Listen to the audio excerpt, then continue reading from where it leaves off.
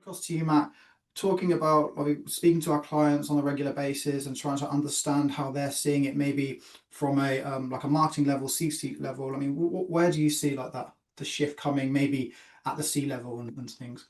I think most of the people who are kind of having discussions at the C level are kind of coming in with the kind of the fear of the unknown to a certain extent. So there's a lot of obviously talk about AI and the impact that's going to have, and quite commonly, kind of the behaviour is someone at the C-suite level might send a kind of here's an article I've read, kind of what does this mean to us, kind of thing, because I don't think that there's currently a coherent, this is what you need to do and this is how this is going to impact certainly search from a purely SEO point of view. And then it's how that's kind of knocking on. People are looking for the strategy. I think one of the biggest changes that people are going to see is, whilst previously, if one channel lost things like traffic, it would pop up in another area. But that's definitely not what we're going to see with AI, because you're going to lose kind of informational traffic at the top of the funnel, and that's not going to be replicated by traffic from ChatGPT or Perplexity, because that's not how people are using those channels. So kind of that's kind of the biggest area in probably a lot of the conversations that we're having. People are aware that this is coming. They don't really understand probably the impact that it's going to have or what they need to do to leverage it, because obviously a lot of the companies that we work with, they want to be at the forefront of marketing and making sure that they're leveraging all of these channels. But it's kind of still a bit of an unknown when it comes to AI and the impact it's going to have, because as Shane and Sam have already discussed, obviously the short-term impact is probably most heavily felt within SEO, because that's where we're seeing a lot of the traffic's going. Google have obviously eating more into people's traffic and that kind of stuff.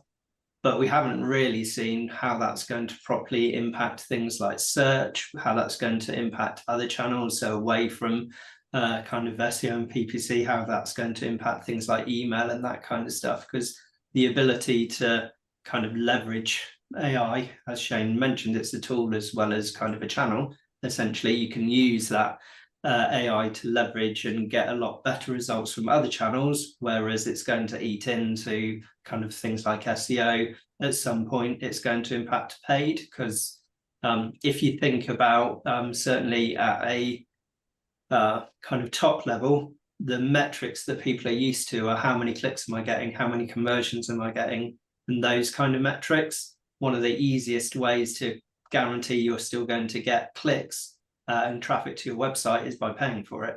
So I think what Sam's saying, there's an increase in competition, is probably likely a reflection of people going, my organic search traffic's gone.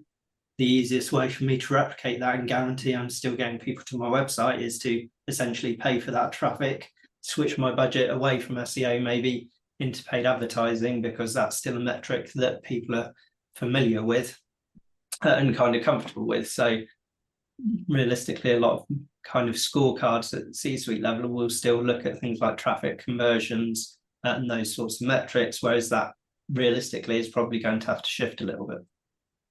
So it sounds like what we're saying here is that essentially people are shifting budgets away from organic search purely because they know that at the moment they're seeing traffic decline, and maybe they're not as confident in that as a channel, but they are comfortable by moving that budget into paid activity, which is then providing more competition, which is driving up the cost there, which is essentially then they're not getting as much for their money as they once were.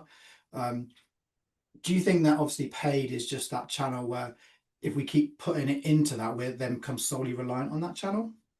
There's definitely a risk of that. It's as I said, it's one of those things where a lot of people will understand I pay X, I get Y kind of thing. But whereas you might have paid X and got Y, you're going to be in a situation where you might pay 2X to get Y or 3X to get Y, because people are shifting budget away from other areas. And this is very market dependent as well, or industry specific, because again, what we've seen, the impact of AI is different depending on different websites. So, for example, an e-commerce website is a lot less impacted by Google's kind of AI overviews and things, because people still need to go to a website to buy something. And if their search for a low value product or a medium value product, they're probably still going to go straight to the website to buy it. They Google it, website, buy it.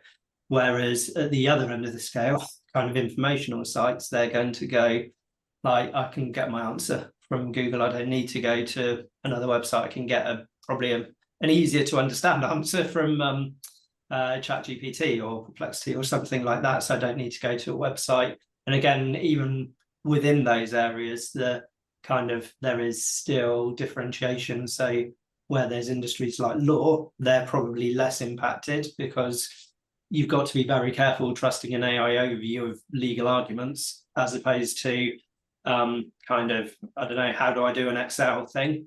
You're going to trust AI on that. Will you trust it on the law things? There's still a lot of nuance, I guess, to the message, but certainly a lot of people, I think my personal opinion is a lot of people will shift into more paid models, which isn't necessarily the right way to go, but we'll probably come to that later.